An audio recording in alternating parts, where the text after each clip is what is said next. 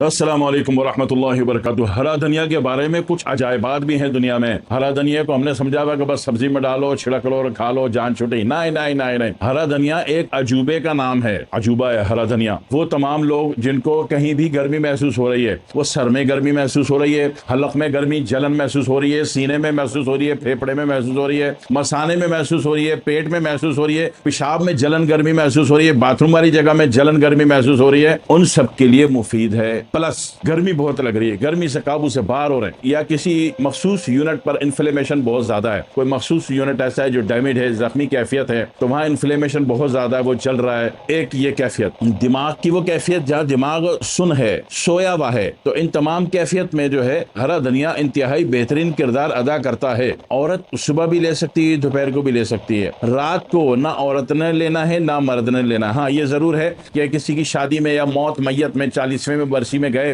कुछ बद एहतियाती हो गई, मिर्च मसाला तेज था, वो खा लिया, तो उस सूरत में एंटीडोट की नियत से आए क्वार्टर गड्डी हरा धनिया चिबा के धो के चिबा के खा गए, ताकि बैलेंस बन जाए। सुबह ऐसा ना हो कि एसिड बढ़ा हुआ हो आपका, तो ये एंटी एसिड के रोल पर कैरेक्टर परफॉर्म करेगा। दूसरी बात ये कि जितना भी होल बॉडी इन्फ्लेमेशन है, सूजन है, सोजिश है, उसमें भी ये काम करता है। खाने का तरीका बड़ा आसान है। एक तो कोशिश करें, अगर आपको मेरी बात हजम हो जाए, तो कि दोपहर का खाना बंद करते हैं जिंदगी में। दोपहर के खाने के बजाय चंद सब्जियां ले लें जो सस्ती मिल जाए, चंद सब्जियां जो सस्ती हो वो लेके ना थोड़ा सा सलाद बना के आधा गड्डी हरा धनिया ये इसमें छिड़क के खा ले। यकीन कीजिए कि हजारों किस्म के टॉक्सिन, हजारों किस्म के वो जहर जो गर्मी और आग पैदा कर रहे हैं, गर्मी लग रही है बहुत ज्यादा, लू लगा के आ गए बाहर से, तो इन तमाम सूरतों में या जिस्म जल रहा है या बंदे को बुखार है, को उतरने का नाम ही नहीं ले रहा, तो ऐसी तमाम सूरतों में समझ लीजिए कि आग का एंटीडोट है। कुछ सब्जियों का सलाद बना के आधी गड्डी हरा धनिया धो के, आधी गड्डी हरा धनिया जिसके पत्ते छिड़क के चम्मच से खा जाए। एक तरीका तो ये कि सारी बातें निपटेंगी। और किसी के कोई मखसूस पॉइंट बहुत ज्यादा जल रहा है या आंखें जल रही हैं, तो थोड़ी मकदार में हरा धनिया पीसा या ग्राइंड कर लिया, थोड़ा पानी मिला के, ये फ्रिज में रखना है, पहले थोड़ा ठंडा करना है, फिर रुई इसमें डबो के आंखों के ऊपर रख दें। कोई 5 मिनट, आंखों की जलन खत्म हो जाएगी, आंखों की सुर्खी खत्म हो जाएगी, आंखों का जर्द रंग, किसी दौर में हेपेटाइटिस हुआ था बी, तो वो पीला रंग दे गया, तो वो जनाब खत्म होने का नाम नहीं ले रहा, तो उसको तो जरा 7-8 दिन करना पड़ेगा कि इसकी थोड़ी सी जनाब वाली चटनी बनाई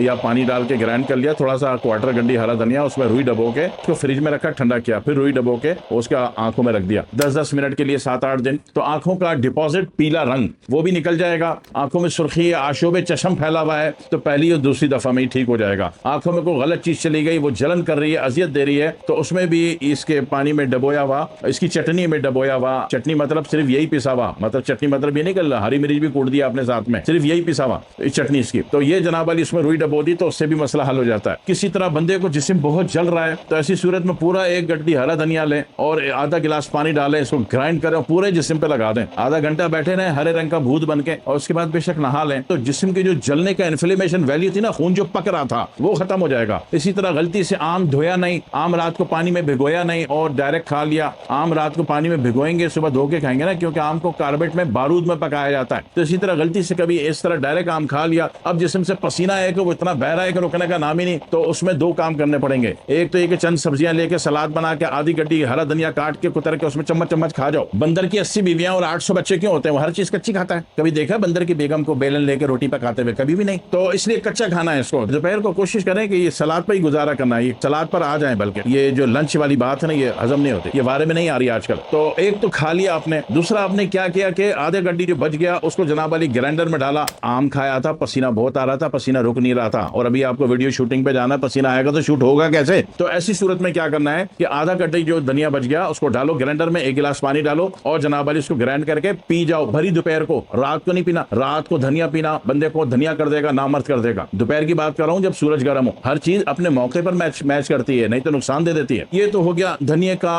तिलिस्माती यूज, के पता चलेगा धनिया जो ठेले में बिक रहा है ये एक आम सी हकीर सी चीज नहीं है, ये चूंकि अल्लाह की बनाई हुई है, लिहाजा एक अजूबा है, गरूबा है, उसके अंदर को आपने ढूंढना होता है अल्लाह की बनाई हुई चीज को कि इसके फायदे क्या क्या। इसी तरीके से जनाब वाली खाए मखा में बॉडी में जनाब वाली टेम्परेचर वैल्यू ज्यादा है, अब वो टेम्परेचर वैल्यू जिस्म में महसूस हो रही है, पेशाब में महसूस हो रही है, बाथरूम में महसूस हो रही है, या जिस्म का कोई भी ऑर्गन मुसलसल जल रहा है, आग दे रहा है, वो आंखें क्यों ना हो, सर क्यों ना हो, दिमाग क्यों ना हो, इनर बॉडी कोई भी ऑर्गन हो, ग्लैंड हो, मसल हो, कुछ भी। तो ऐसी सूरत में क्या करते हैं कि खून को नॉर्मल मोड पे लाते हैं, खून का जो टेम्परेचर वैल्यू है उसको नॉर्मल मोड पे ले आते हैं। तो उसके लिए क्या किया जाता है कि दोपहर के टाइम आपने आधा गड्डी हरा धनिया डाला, आधा गड्डी पुदीना डाला और 1 एक लेमू निचोड़ा, एक गिलास पानी डाला, ग्राइंड किया और थोड़ा सा गुड़ या देसी शक्कर, पिसे हुए गुड़ को देसी शक्कर कहते हैं, वो डाल के आपने पी लिया, ठंडे ठार हो गए, इतने बाइखलाक, इतने प्यारे हो जाएंगे, अंदर का माहौल इतना अच्छा लगेगा कि आप बोलोगे कि जितनी भी है ना, 4 है या 5 है, पांचों बेलन मारने में चीखूंगा भी नहीं, इतना प्यारा माहौल हो जाएगा अंदर का। अगर भरी दोपहर को आपने आधा गड्डी धनिया, आधा गड्डी पुदीना, एक लेमू निचोड़ के, थोड़ा गुड़ डाल के, एक गिलास पानी डाल के इसको पी लिया।